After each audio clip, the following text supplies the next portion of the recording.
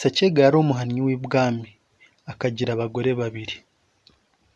Umugore muto abyara abakobwa gusa, umukuru abyara umwana umwe w'umuhungu witwa Ngoma. Sacyega yatoneshaga umugore wabyaye abakobwa, ntiyite kuri nyina wa Ngoma, kandi uwo muhungu ari we waragiraga inka za se zose, akaba ari nawe uzikenura. Umunsi umwe umwami atuma kuri Sacyega ati: "Uzanshakire imvi zitari ku mutwe, unshakire kimwa cyimwe imisozi, unshakire ibumbabumba igarikabiganza, uzanshakire ingongo ikeba amazi ajya ruguru n'ingongo iyakeba iyatandukanya. Uramutse ubibuze nkakunyaga, kandi nkagutanga bakakwica." Abagaragu b'umwami bajya kwa Sacyega gusohoza ubutumwa. Sacyega arumirwa ayoberwa aho azakura ibyo bintu. Umuhungu we aza kubyumva ariko aramwihorera ntiyagira icyo avuga.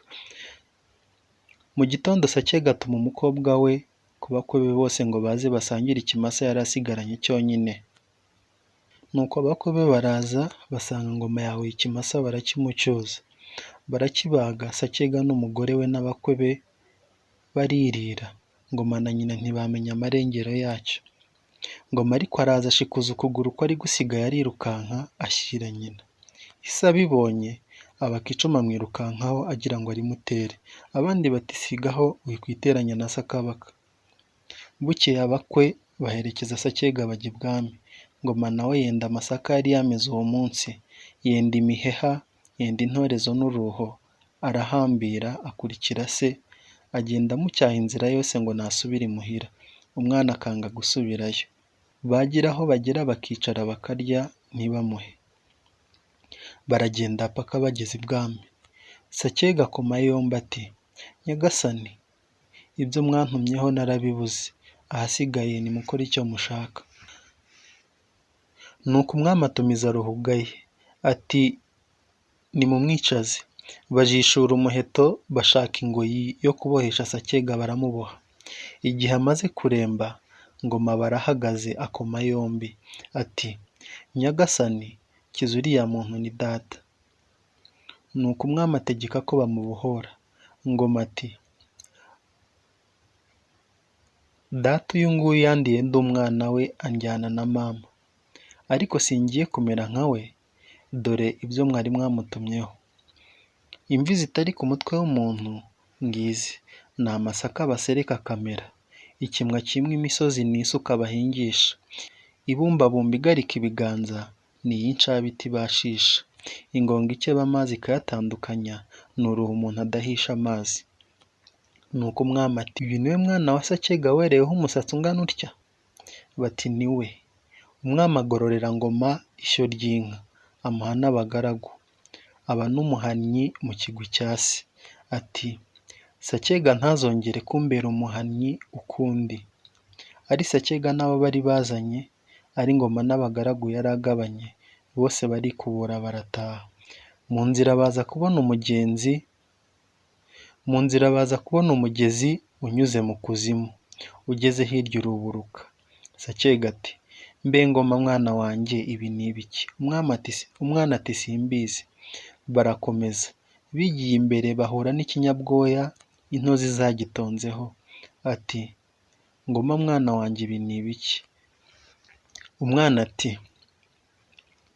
"Ubure kubimbwira wowe mukuru." Baragenda bigiye imbere nanone babona inkware iri hagati y'abana bayo. Sacyega ati: "Mbe mwana wanjye, ibi ni ibiki?" Undi ati: "Simbizi." Barakomeza babona igiti gihagaze cyumye. Sacyega ati: "Mwana wanjye, ibi noneho ni ibiki?" Umwana ati: "Mbare na mbariro wambarije simbizi." Nuko bageze imuhira, abantu umwami yari yahaye Ngoma baramwubakira.